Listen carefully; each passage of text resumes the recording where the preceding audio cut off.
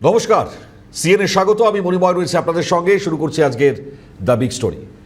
বাংলার রাজনীতিতে গত কয়েক দশকে বহু উত্থান পতন আমরা দেখে নিয়েছি, কিন্তু ক্ষমতার ভরকেন্দ্রে যখন আচমকা বদলে যায় তখন তার রেশ যে কতটা সুদূর প্রসারী হতে পারে, আজ মঙ্গলবার সকালের কলকাতা তার জীবন্ত প্রমাণ। আজ আপনাদের সামনে যে খবর আমরা বিশ্লেষণ করতে চলেছি তা কোনো সাধারণ দুর্নীতির গল্প নয়। এটা হলো একটা রাজনৈতিক দলের অন্দরের ফাটল, ব্যাংক অ্যাকাউন্টের গোপন নথিপত্র, সাইবার জালিয়াতির অদ্ভুত অভিযোগ এবং আকাশে ওরা কোটি কোটি টাকার চার্টার্ড বিমানের এক জটিল গোলকধাঁধা। হ্যাঁ, ঠিকই ধরেছেন। আজ সকাল থেকে দেখেছেন আপনার এনফোর্সমেন্ট ডিরেক্টরেট বা ইডির রাজ্যের মোট 5টি জায়গায়, অর্থাৎ শহরের ক্ষেত্রে আমরা সাঁড়াশি অভিযান এনফোর্সমেন্ট ডিরেক্টরেটের, তা আমরা অলরেডি দেখে নিয়েছি। মধ্য কলকাতার লালবাজার সংলগ্ন অফিস থেকে শুরু করে ওই সল্টলেকের অভিজাত আবাসন, সর্বত্রই কেন্দ্রীয় তদন্তকারীদের বুটের শব্দ শোনা গিয়েছে। কিন্তু এই অভিযানের শিকড় লুকিয়ে রয়েছে খোদ তৃণমূল কংগ্রেসের নিজস্ব ব্যাংক অ্যাকাউন্টের ভেতরে। যে দলের ভেতরে নেতারা এক সময় রাজ্যের শাসনভার সামলেছেন, আজ সেই দলেরই অ্যাকাউন্ট ফ্রিজ করার জন্য চিঠি লিখেছেন দলেরই প্রাক্তন কোষাধ্যক্ষ অরূপ বিশ্বাস। আবার দলেরই এক বিধায়ক থানায় গিয়ে অভিযোগ করেছেন যে সাইবার জালিয়াতির কালো টাকা নাকি ঢুকেছে স্বয়ং দলেরই অ্যাকাউন্টে। এই ঘটনা কি স্রেফ একটা অপরাধের তদন্ত, নাকি বিধানসভা নির্বাচনে ভরাডুবির পর ক্ষমতার অলিন্দে যে নতুন ভাঙন ধরেছে, লোকসভায় বিদ্রোহীরা যেভাবে এনসিপিআই শিবিরে নাম লিখিয়েছেন, তারই এক ভয়ঙ্কর রাজনৈতিক সাইড এফেক্ট? আজ বিগ স্টোরিতে তাই চুলচেরা বিশ্লেষণে আমরা খতিয়ে দেখব এই ধোঁয়াশার পেছনের আসল সত্যটা ঠিক কি। আজকের দেখুন অভিযানের সব থেকে হাই ভোল্টেজ স্পট, তা হলো সল্টলেকের সিজি ব্লক, যেখানে এক প্রভাবশালী ব্যবসায়ী তার বাড়িতে সকাল সকাল হাজির হয়ে যান এনফোর্সমেন্ট ডিরেক্টরেটের আধিকারিকরা। সিআরপিএফ এর কড়া নিরাপত্তায় মরে ফেলা হয় গোটা এলাকা। তদন্তকারীদের রাডারে যে সংস্থাটি রয়েছে তার নাম কেয়ারওয়েল অ্যাভিয়েশন। এটি কোনো সাধারণ কর্পোরেট অফিস কিন্তু নয়। এই সংস্থাটি চার্টার্ড বিমান এবং হেলিকপ্টার পরিষেবা দিয়ে থাকে। তদন্তকারী সূত্রের যে খবর, এই কেয়ারওয়েল অ্যাভিয়েশনের ডিরেক্টর পাবন জাজু এবং রাজেশ জাজু, তাদেরকে ম্যারাথন জিজ্ঞাসাবাদ করা হচ্ছে। কিন্তু কেন একটি চার্টার্ড বিমান সংস্থার মালিকের বাড়িতে হঠাৎ ইডি হানা দেবে? এখানেই কিন্তু জড়িয়ে রয়েছে বাংলার রাজনীতির সব থেকে চর্চিত নাম, অভিষেক বন্দ্যোপাধ্যায়। হ্যাঁ, অত্যন্ত বিশ্বস্ত সূত্রে যা খবর, অতীতে তৃণমূলের সর্বভারতীয় সাধারণ সম্পাদক অভিষেক বন্দ্যোপাধ্যায় সহ দলের একাধিক শীর্ষস্তরের ভিভিআইপি নেতারা যখন দেশের এক প্রান্ত থেকে অন্য প্রান্তে গিয়েছেন, তখন এই কেয়ারওয়েল অ্যাভিয়েশনের চার্টার্ড বিমানটাই ব্যবহার করা হতো। ইডির প্রাথমিক প্রশ্ন কিন্তু ঠিক এখানে। এই যে আকাশে কোটি কোটি টাকা উড়িয়ে চার্টার্ড বিমানে যাতায়াত চলল, তার বিল মেটানো হয়েছিল কিভাবে? সেই টাকা কি দলীয় তহবিল থেকে সরাসরি দেওয়া হয়েছিল, নাকি ওই কোনো ভুয়ো বা শেল কোম্পানির অ্যাকাউন্ট থেকে এই বিমান সংস্থার অ্যাকাউন্টে টাকা ট্রান্সফার করা হয়েছিল? তদন্তকারীরা ইতিমধ্যেই এই সংস্থার সমস্ত কম্পিউটার, হার্ড ডিস্ক, বিগত কয়েক বছরের ব্যাংক স্টেটমেন্ট তা বাজেয়াপ্ত করেছে। আকাশে ওরার এই খরচের উৎস খুঁজতে গিয়েই ইডি আধিকারিকরা এমন কিছু যোগসূত্র পাচ্ছেন যা কিন্তু সরাসরি আলিপুরের ব্যাংক অ্যাকাউন্টের সঙ্গে যুক্ত। এই প্রসঙ্গে CNA chief reporter Satyajit Mukhopadhyay গুরুত্বপূর্ণ ব্যাখ্যায় তা বুঝিয়েছেন। শোনাবার চেষ্টা করি আপনাদের। শুনুন। সদ্য প্রাক্তন রাজনৈতিক দল, এ রাজ্যের শাসক দল ছিল 2 মাস 3 মাস আগেও, মাত্র 2.5 মাস আগেই ছিল তাদের অ্যাকাউন্ট, এবং সেই অ্যাকাউন্টটা আমরা 2011 সাল থেকে ধরে নিচ্ছি, সে সময় তারা ক্ষমতায় এসেছিলেন, এবং সেখান থেকে 26 সালের একটা পর্যায় পর্যন্ত একটা বড় সময়। এবং এই বড় সময়ের মধ্যে এই যে বিপুল অঙ্ক, অর্থাৎ 3টে অ্যাকাউন্ট, এবং সেই যে 3টে অ্যাকাউন্টে যে জমা তহবিল, যেটা আপাতত হবে যে সূত্র মারফত জানতে পারছি আমরা, নট লেস দেন 440 কোটি টাকা। এবং এই 440 কোটি টাকা তো একদিনে আসেনি, বিভিন্নভাবে এসছে এবং বিভিন্নভাবে বিভিন্ন জায়গা থেকে ডিপোজিট হয়েছে। কলকাতার একাধিক অংশ, একদম শহর কলকাতার বুকে হচ্ছে, যেমন যেমন চাঁদনি চক, এবং চাঁদনি চকে তুমি দেখবে যে Saint Miltech Metals and Ores private limited সংস্থা, একই সঙ্গে Carewell Aviation India private limited. তুমি এর নেচার যদি দেখো দেখবে এই সংস্থাটি বিভিন্ন ধরনের হেলিকপ্টার বা জেট বা বিভিন্ন হেলিকপ্টার বা বিভিন্ন ধরনের যে চার্টার্ড ফ্লাইট তারা ভাড়া দিয়ে থাকেন। এবং যে এডি সূত্র আমরা যে তথ্য জানতে পারছি, অভিষেক বন্দ্যোপাধ্যায় চাঁদনি চকের এই অফিস থেকেই তিনি নিয়মিত যে বিদেশ যেতেন, সেখানকার যে চার্টার্ড ফ্লাইট তিনি এখান থেকেই ভাড়া নিতেন। এবং এই সংস্থার তল্লাশি অভিযান চলছে, এই সংস্থার ডিরেক্টরের বাড়িতেও তল্লাশি অভিযান চলছে। তাহলে তার পাশাপাশি তুমি দেখবে যে নিউ টাউন রাজারহাটে তল্লাশি অভিযান চলছে এবং বিভিন্ন আরও অনেকগুলো সংস্থা তল্লাশি চলছে। এই বিষয়টা সামনে চলে আসছে যে তল্লাশি চালানো যেটা হচ্ছে তার সঙ্গে এই অ্যাকাউন্টের যোগসূত্রতা কী, এটা মূল ব্যাপারটা দেখার আগে তোমাকে বুঝতে হবে যে 2011 সালে এই তৃণমূলের অ্যাকাউন্টের অবয়বটা কী ছিল, ভলিউম কী ছিল, এবং 26 সালে কি হয়েছে। প্রথম বিষয় অর্থাৎ যে বিপুল পরিমাণ অর্থ সেটা কোথা থেকে এসছে, ডিপোজিটার কারা ছিলেন, তাদের কি আইটি ফাইল আছে, থাকলে সেগুলো কীভাবে জাস্টিফাই হবে এবার সেই ছবিটা উঠে আসবে। এবং তার পাশাপাশি তুমি দেখবে যেটা বোঝার চেষ্টা করা হচ্ছে যে তৃণমূলের তরফে 1 নম্বর 2 নম্বর 3 নম্বর 4 নম্বর যারা লিডার্স আছেন তারা প্রায় বিদেশে যেতেন। এই বিদেশে যেতেন, এখানে একটা ছোট্ট টুইস্ট আছে, গল্প আছে, সেটা হলো এই ধরনের অ্যাভিয়েশন সংস্থা যারা বিমান ভাড়া দেয় এই সমস্ত সংস্থার মাধ্যমে যেতেন। তাহলে দেখতে হবে যে এই বিমান সংস্থার সঙ্গে তাদের চুক্তিটা ঠিক কী ছিল, এই ব্যাপারটা আমি একটু পরে আসছি। তার আগে দেখতে হবে যে ট্রাভেল এজেন্সি, কারণ আমরা জানি যে ইউরোপ ট্রিপে গেছিলেন, ইউরোপ ট্রিপে আমরা দেখেছি যে দলের শীর্ষ নেত্রী তিনি সকালে মর্নিং ওয়াক করেছেন, তার সঙ্গে তাদের পাইক বরকন্দর যারা ছিল এবং কলকাতা পুলিশের একজন প্রাক্তন কমিশনার ছিলেন। ফলে এই যে ট্রাভেল কোম্পানিগুলো থেকে প্রায় টিকিট বুক করা হতো, লজিস্টিক সাপোর্ট না হতো বিদেশে যাওয়ার জন্য। হয়তো এটা যেটা আপাতভাবে উঠে আসছে যে যদি 100 জনের জন্য করা হয় তাহলে হয়তো 10 জন গেছেন বা 15 জন গেছেন, বাকি যে 85 জন বা 90 জন সেই টাকাটা কি ঘুরপথে আবার এই তৃণমূলের অ্যাকাউন্টে ফিরে এসছে।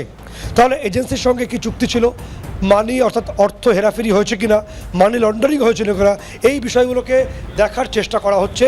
এবং তার থেকেও গুরুত্বপূর্ণ বিষয় যেটা অর্থাৎ অ্যাকাউন্টগুলোর কি দেখা হবে, এই যে 440 কোটি যে তহবিল আছে এর কি দেখা হতে পারে, কারণ এটা প্রিভেনশন অফ মানি লন্ডারিং অ্যাক্টের 3 নম্বর ধারা অনুসারে আজকে এনফোর্সমেন্ট ডাইরেক্টরেট এই তদন্তটা চালাচ্ছে। প্রথম বিষয় যেটা দেখা হবে যে অ্যাকাউন্টে অর্থাৎ তৃণমূলের অ্যাকাউন্টে যেটা ক্রেডিট হয়েছিল তার লেজার অর্থাৎ ক্যাশ লেজার দেখাবে। ক্যাশ লেজারটা কি, অর্থাৎ তৃণমূল পার্টি সেই পার্টিতে ধরে নাও যে আজকে সকালে কোনো 2 ব্যক্তি তারা 40,000 টাকা জমা দিল, তাহলে সেটা ক্যাশ লেজার হবে, তার ভাউচার হবে এবং সেটা ব্যাংকে জমা পড়বে। তাহলে তোমার হাতে কী আসছে দেবরতী, তোমার হাতে ক্যাশ লেজার আসছে, তোমার হাতে ভাউচার আসছে এবং ব্যাংক ডকুমেন্টেশন আসছে। 3টেকে এনফোর্সমেন্ট ডাইরেক্টরেট কর্তারা দেখতে চাইছেন যে এই 3টে একই সুতোয় গাঁথা যায় কি না। দ্বিতীয়ত, কোনো ব্যক্তি দেখা গেল 10 লক্ষ টাকা তৃণমূলের অ্যাকাউন্টে পাঠালো, দিতেই পারেন, যদি তারা দিতে চান নিশ্চয়ই দিতে পারেন, কিন্তু দেখতে হবে সেই টাকাটা তৃণমূলের অ্যাকাউন্টে যাওয়ার পর সেটা পার্টির লেজারে এসছে কিনা। পার্টির লেজার আসতেই হবে এবং ডকুমেন্টেশন থাকতে হবে, যদি না থাকে সেক্ষেত্রে এখানে একটা কোশ্চেন মার্ক তৈরি হচ্ছে। তৃতীয় বিষয় যেটা আসছে, যেটা ইডি সূত্রে আমরা জানতে পারছি যে এই সমস্ত বিষয়গুলো তৃণমূল কংগ্রেস তাদের অডিট রিপোর্টে সোর্সকে ডিক্লেয়ার করেছে কিনা। যদি সোর্সকে ডিক্লেয়ার না করে তাহলে বুঝতে হবে যে এই জলে কিছু এই দুধে কিছু জল মেশানো আছে, এটা বুঝে নিতে হবে। এবার তোমাকে অ্যাভিয়েশন কোম্পানির সম্পর্কে বলা প্রয়োজন। অ্যাভিয়েশন কোম্পানি যেখানে অর্থাৎ কেয়ারওয়েল অ্যাভিয়েশন ইন্ডিয়া প্রাইভেট লিমিটেড এই নামের একটি সংস্থা, যেখানে এই মুহূর্তে ইডি কর্তারা তল্লাশি অভিযান চালাচ্ছেন, সেই সংস্থার সঙ্গে অভিষেক বন্দ্যোপাধ্যায় সেখান থেকে প্রায় তিনি বিমান ভাড়া দিয়ে বিদেশে না জানি ঘুরতে যেতেন। ঠিক আছে, এবার দেখতে হবে যে এই সংস্থাটিতে কিভাবে ডিলটা হতো। কারণ ধরো যে ব্যক্তি তিনি এই সংস্থা থেকে বিমান ভাড়া দিচ্ছেন তাকে একটা রিকুইজিশন দিতে হবে যে আমি অমুক দিন ওই জায়গায় বিমান ভাড়া দেবো, কী ভাড়া আছে আপনারা জানিয়ে দিন। ফলে সে জানাবে এবং এই যে রিকুইজিশন এবং ওই সংস্থার যে ডকুমেন্টেশনের সঙ্গে এটা সিনক্রোনাইজ হচ্ছে কিনা। যদি দেখা যায় যে সংস্থাকে কোনো রকম এই রিকুইজিশন ছাড়াই বছরে 40 কোটি 50 কোটি 100 কোটি 200 কোটি টাকার বরাদ্দ দেওয়া হয়েছে, তাহলে একটা কোশ্চেন মার্ক ইডির কাছে। প্রথমত যখন ইডি কর্তারা অনেক তথ্য তালাশ করার পরেই এই অভিযানটা চালাচ্ছে আজকে, এবং তারপর দেখতে হবে যে ওই সংস্থা এই যে 100 কোটি টাকা পেল তার অ্যাভিয়েশন ভাড়া বাবদ বা প্লেনের ভাড়া বাবদ, এবার সে টাকাটা কী করলো। কোথায় ইনভেস্ট করলো। যদি দেখা যায় যে টাকাটা আবারও কিছু অভিষেক ঘনিষ্ঠ বিভিন্ন জায়গায় পৌঁছে গেছে, তাহলে বুঝতে হবে টাকাটায় মানি লন্ডারিং হয়েছে, অর্থাৎ হেরাফেরি হয়েছে। এছাড়াও ইডি কর্তারা কি দেখতে চাইছেন, তারা দেখতে চাইছেন যে এই যে টাকাগুলো ডিপোজিট হয়েছে তার মধ্যে শেল কোম্পানিজ কিছু আছে কিনা। শেল কোম্পানিজ থাকার অর্থ হলো যদি পার্টির থেকে এরকম হুঁশিয়ারি প্রায় যেত বলে সিবিআইয়ের সন্দেহ রয়েছে অন্য একটি কেন্দ্রীয় তদন্তকারী সংস্থা, ফলে এই ক্ষেত্রে যেটা মনে করা হচ্ছে যে কোনো একজন ব্যবসায়ীকে বলা হলো যে আপনি ওই টাকা ওইভাবে দিন, ফলে তিনি তো সরাসরি অ্যাকাউন্ট থেকে দেবেন না, তিনি কোনো একটা শেল কোম্পানি অর্থাৎ যেগুলোর কাগজে কলমে বস্তু থাকলো যেটা অ্যাকচুয়ালি এক্সিস্ট করে না, এই কোম্পানির থেকে তিনি অর্থ পাঠিয়ে দিলেন তৃণমূল অ্যাকাউন্টে। ফলে ইডি কর্তা এরা করবেন ওই অ্যাকাউন্টের সোর্স ধরে ওই শেল কোম্পানিগুলোকে প্রথমে তারা ডিটেক্ট করবেন। অর্থাৎ শেল কোম্পানি বলতে কি বোঝা যাচ্ছে এবার? কিভাবে এগুলো হতে পারে, তার সম্ভাবনার জায়গাগুলো ঠিক কোন কোন জায়গায় রয়েছে, কোনগুলো এনফোর্সমেন্ট ডিরেক্টরেট একেবারে সহযোগিতার সহিত দেখছেন, কারণ যে তথ্য তারা পেয়েছেন তার উপর ভিত্তি করে বুঝতে পারছেন পুরো মামলার চিত্রনাট্যটা কিন্তু কোনো বিরোধী দল বা ইডি নিজে তৈরি করেনি। এই সূত্রপাত যদি আমরা দেখি তাহলে ঘটেছিল তা খোদ দলের অন্দরে। বিধানসভা নির্বাচনে তৃণমূলের ব্যাপক ভরাডুবির পর দলের সংসদীয় যে জায়গা রয়েছে সেখানে কিন্তু নজিরবিহীন আমরা বিদ্রোহ দেখে নিয়েছি। দলের বহু সাংসদ এবং নেতা তারা তৃণমূল ত্যাগ করে শরদ পাওয়ারের এনসিপিআই শিবিরে যোগ দিতে শুরু করেন। আর ঠিক এই টালমাটাল পরিস্থিতির মাঝেই গত মাসে এক অদ্ভুত কাণ্ড ঘটিয়ে ফেলেন তৃণমূলের প্রাক্তন কোষাধ্যক্ষ অরূপ বিশ্বাস। তিনি ব্যাংক কর্তৃপক্ষকে একটি জরুরি চিঠি পাঠান। চিঠিতে তিনি নিজেকে দলের কোষাধ্যক্ষ হিসেবে পরিচয় দিয়েই আবেদন জানান যে তৃণমূলের দলীয় ব্যাংক অ্যাকাউন্টগুলো যেন অবিলম্বে ফ্রিজ বা লেনদেন বন্ধ করে দেওয়া হয়। কেন একজন কোষাধ্যক্ষ নিজের দলেরই অ্যাকাউন্ট ফ্রিজ করার দাবি জানাবেন? রাজনৈতিক মহলে তা নিয়ে জোর জল্পনা। দলের ভাঙনের মুখে কোটি কোটি টাকার যে দলীয় তহবিল যেন বিদ্রোহীদের বা অন্য কোনো শিবিরের হাতে চলে না যায় তা নিশ্চিত করতেই হয়তো এই মরিয়া চেষ্টা ছিল। কিন্তু গল্পে টুইস্ট আসছে এর ঠিক কয়েকদিন পর। 18ই জুন দক্ষিণ 24 পরগনার এক তৃণমূল বিধায়ক তিনি সোজা চলে যান বিধাননগর সাইবার থানায়। তিনি সেখানে পৌঁছন, সেখানে লিখিত অভিযোগ করেন যে রাজ্যের একটি বড়সড় অনলাইন বা সাইবার প্রতারণা চক্র সক্রিয় রয়েছে এবং সেই জালিয়াতির কয়েক কোটি কালো টাকা বিভিন্ন ব্যাংকের অ্যাকাউন্টে প্রবেশ করেছে। বিধায়কের সন্দেহ এই জালিয়াতির টাকার একটা বড় অংশ তৃণমূলের নিজস্ব কিছু ব্যাংক অ্যাকাউন্টেও ঢুকে থাকতে পারে। একটি শাসক দলের বিধায়ক নিজের দলের অ্যাকাউন্টে জালিয়াতির টাকা ঢোকার আশঙ্কা করছে, বুঝতে পারছেন? তাহলে এটা শোনার পরেই নড়ে চড়ে বসে পুলিশ। 19শে জুন পুলিশ তড়িঘড়ি ব্যাংক কর্তৃপক্ষকে নির্দেশ দেয় 3টি নির্দিষ্ট অ্যাকাউন্টের ডেবিট বা টাকা তোলার প্রক্রিয়া সম্পূর্ণ বন্ধ করতে। আর যখনই এই সাইবার প্রতারণা বা বিপুল অঙ্কের টাকা রাজনৈতিক দলের অ্যাকাউন্টে ঢোকার এফআইআর সামনে আসে, তখনই পিএমএলএ বা আর্থিক তছরূপ প্রতিরোধ আইনের অধীনে এই মামলার তদন্তভার নিজেদের হাতে তুলে নেয় ইডি। এই আর্থিক কেলেঙ্কারির অন্তরালে লুকিয়ে রয়েছে এক তীব্র রাজনৈতিক গৃহযুদ্ধ। তৃণমূলের অন্দরে এখন স্পষ্ট দুটি শিবিরের লড়াই রাস্তাঘাটে চারিদিকে আছড়ে পড়েছে। একদিকে ঋতব্রত শিবির যারা বর্তমানে দলের একাংশ নিয়ন্ত্রণ নিজেদের হাতে নেওয়ার চেষ্টা করছে, আর অন্যদিকে রয়েছে পুরনো কালীঘাট শিবির। সম্প্রতি আপনারা দেখেছেন এই দুই শিবিরের মধ্যে চার্টার্ড বিমান এবং হেলিকপ্টার সফর নিয়ে একটা চরম কাঁদা ছোড়াছড়ি শুরু হয়েছে। ঋতব্রত শিবিরের পক্ষ থেকে প্রশ্ন তোলা হচ্ছিল যে বিগত কয়েক বছরে নির্বাচনী প্রচার এবং ব্যক্তিগত সফরে যে কোটি কোটি টাকা চার্টার্ড বিমানের পেছনে উড়ানো হয়েছে তার হিসেব কোথায়? অন্যদিক থেকে আবার পাল্টা দাবি করা হচ্ছিল এই সমস্ত খরচ সম্পূর্ণ আইনি এবং নিয়ম মেনেই করা হয়েছে। কিন্তু রাজনৈতিক বিশ্লেষকরা বলছেন অন্য কথা। বিধানসভা নির্বাচনের পর তৃণমূলের এই অভ্যন্তরীণ ফাটলকে ঢাকতেই কি এই সাইবার প্রতারণার তত্ত্ব খাড়া করা হলো, নাকি সত্যি দলের অ্যাকাউন্টগুলোকে হাতিয়ার করে কোনো বড়সড় আর্থিক অপরাধ ধামাচাপা দেওয়ার চেষ্টা চলছিল? ইডির আজকের এই 5 জায়গার তল্লাশি প্রমাণ করে যে ঋতব্রত এবং কালীঘাট শিবিরের এই লড়াই এখন আর কিন্তু ঘরের ভেতরের কোন্দল নয়, এটি হয়ে গিয়েছে এখন কেন্দ্রীয় এজেন্সির নথিপত্রে নথিবদ্ধ এক বিরাট অপরাধের খতিয়ান। এখন প্রশ্ন যে ইডি ঠিক কি তথ্য পেয়েছে যার জন্য আজ সকাল থেকে এই মেগা অপারেশন? ইডি সূত্রে যে খবরটি এই মুহূর্তের সবচেয়ে বড় ব্রেকিং, তা যেটা সামনে আসলো তা হলো প্রাথমিক তদন্তে আধিকারিকরা জানতে পেরেছেন প্রায় 150 কোটি টাকারও বেশি সন্দেহজনক অর্থ বা সাসপেক্ট ফান্ড বিভিন্ন অ্যাভিয়েশন এবং ট্রাভেল কোম্পানির মাধ্যমে রুট করা হয়েছে। একটি তথাকথিত ইলেকটোরাল ট্রাস্ট বা নির্বাচনী ট্রাস্টের নামও এই তদন্তে উঠে এসছে। অভিযোগ উঠছে এই নির্বাচনী ট্রাস্টের মাধ্যমে বিভিন্ন অসাধু ব্যবসায়ী এবং প্রতারকদের কাছ থেকে টাকা নিয়ে তা আইনি অনুদান হিসেবে দেখানোর চেষ্টা করা হয়েছিল এবং সেই টাকার একটা বড় অংশ খরচ করা হচ্ছিল ভিভিআইপিদের বিলাসবহুল বিমান সফর। ইডি অফিসাররা আজ রাধাবাজার, একই সঙ্গে রাজারহাটের যে অফিস, সেখানে তল্লাশি চালায়। এই 150 কোটি টাকার লেনদেনের বেশ কিছু কাঁচা রসিদ, একই সঙ্গে ডিজিটাল লক বুক সেটি উদ্ধার করেছে। যদি এই অভিযোগ আদালতে প্রমাণিত হয় তবে কিন্তু এটি ভারতের ইতিহাসে কোনো আঞ্চলিক রাজনৈতিক দলের ক্ষেত্রে সবচেয়ে বড় আর্থিক জালিয়াতির মামলা হিসেবে গণ্য হতে পারে। আমরা ডেফিনেটলি এই প্রসঙ্গে এক্সপার্টাইজ কমেন্টস পেয়েছি। আমরা টেলিফোনে কথা বলেছিলাম প্রাক্তন পুলিশ কর্তা অরিন্দম আচার্যর সঙ্গে। তিনি ঠিক কি বলছেন এ প্রসঙ্গে শুনুন। প্রথম কথা হচ্ছে কি, আপনি জানেন যে আপনি যদি 1 লক্ষ টাকার বেশি যদি ব্যাংকে রাখতে চান, আপনার অনেকগুলো নিয়ম আছে। আপনি যদি হসপিটালে যান, 1 লক্ষ টাকার বিল বেশি হলে আপনি ক্যাশ পেমেন্ট করতে নেবে না, আপনাকে অনলাইনে দিতে হবে, চেকে দিতে হবে, নানা রকম নিয়ম আছে।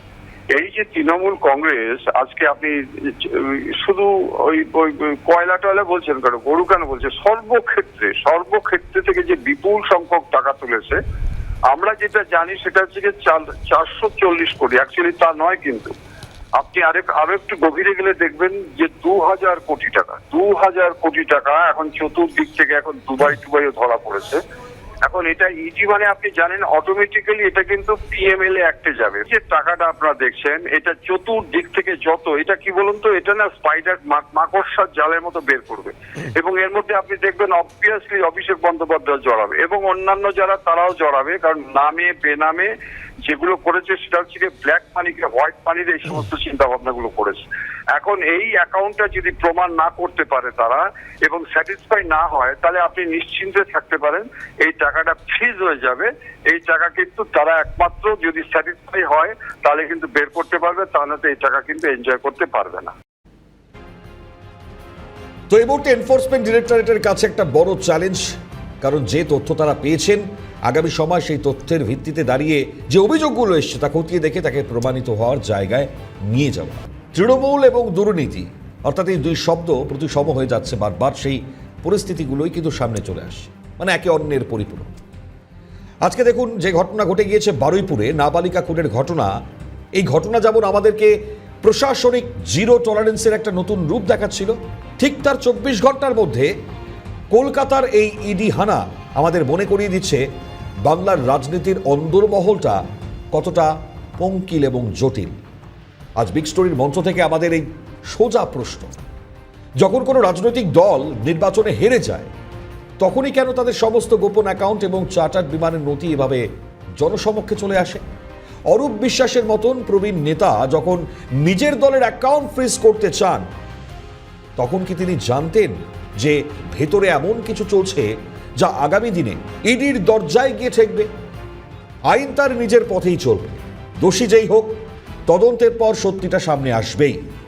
কিন্তু বাংলার সাধারণ মানুষ যারা প্রতিদিন রুটি রুজির লড়াই লড়ছেন, তারা আজ এই কোটি কোটি টাকার চার্টার বিমান আর 150 কোটির রুটিন তথ্য দেখে হতবাক। বাংলার রাজনীতি কি শুধুই ক্ষমতার দাবার ঘুঁটি, নাকি এর পেছনে সত্যিই কোনোদিন স্বচ্ছতা আসবে? আমরা তাই এই প্রশ্নগুলো যেমন আজকে তুলছি, তার মধ্যে আমরা এই ছবিও দেখতে পাচ্ছি যে সামগ্রিকভাবে মানে একটা নতুন সরকার গঠন হওয়ার পর থেকে যেভাবে আইন শৃঙ্খলা একটা বড় পরিস্থিতি, তার ওপর বিস্তারিতভাবে এই মুহূর্তে মুখ্যমন্ত্রী স্বয়ং শুভেন্দু অধিকারী তিনি যখন যেভাবে এই জায়গায় যাচ্ছেন, পৌঁছচ্ছেন এবং যে ধরনের পরিস্থিতি ঘটছে তার তদন্তের ব্যাখ্যা দিচ্ছেন, ঠিক সেই জায়গায় আজকে এনফোর্সমেন্ট ডিরেক্টরেট আজ সকাল থেকে যেভাবে তল্লাশি অভিযান চালিয়েছেন এবং এই তল্লাশি অভিযানকে ভিত্তি করে যে ধরনের ঘটনা ঘটে গিয়েছে, অর্থাৎ এই চার্টার্ড বিমান তাতেও কেলেঙ্কারি। মানে বারবার এই প্রসঙ্গ উত্থাপন হয়ে যাচ্ছে যে তৃণমূলের অন্দরের ভেতরটা টাকা পয়সা কিভাবে এই জায়গায় তাকে নিয়ে ছেলে খেলা করা হয়েছে।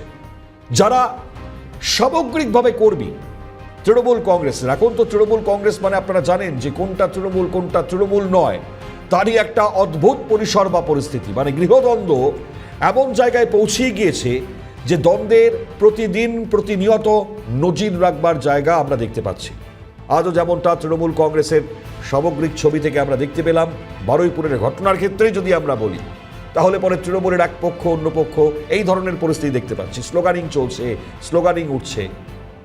আজকে দাঁড়িয়ে তাই এই ঘটনার তদন্তে এনফোর্সমেন্ট ডিরেক্টরেট তাদের কাছে যে নথি সামনে এসছে বা যার সূত্র ধরে তারা তদন্তে এগোচ্ছেন, এখন এই 400 বা 420 কোটির কাছাকাছির এই ফান্ড আগামী সময় ঠিক এই ঘটনাতে যারা র্যাডারে রয়েছেন, যে সমস্ত সংস্থা, তার মধ্যে খুব অত্যন্ত গুরুত্বপূর্ণ এই চার্টার্ড বিমান যারা ভাড়া দিতেন এই সংস্থা, তারা যা যা মেনটেন করেছেন সেগুলো দেখবার পর কয়লা, গরু, বালি, বারবার তো এই অভিযোগগুলো সামনে এসছে।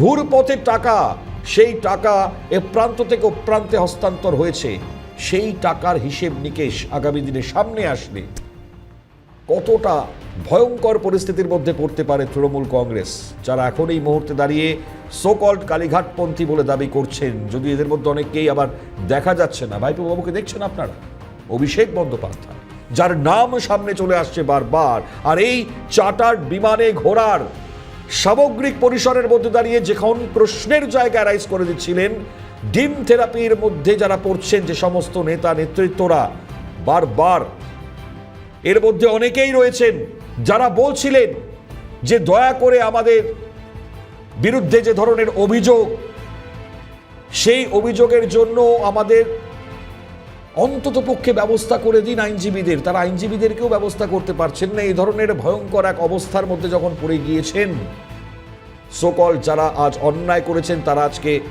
ক্ষমতায় থেকে এই অন্যায় করবার পর এই মুহূর্তে তারা গারদের ভেতরে রয়েছে। আজ সেই ঘটনাগুলো আমাদের মনে পড়ে যাচ্ছে। তো সামগ্রিক এই পরিস্থিতির দিকে নজর রাখবো আমরা, কারণ এই তদন্তের প্রতিটা মুহূর্তের ওপর আমাদেরকে নজর রাখতে হবে যে কোন জায়গা থেকে কোন জায়গায় যাচ্ছে। আজকের বিগ স্টোরি হয়তো এখানে শেষ করতে হচ্ছে। পরবর্তী সমস্ত অনুষ্ঠানের জন্য আপনারা নজর রাখুন CNN।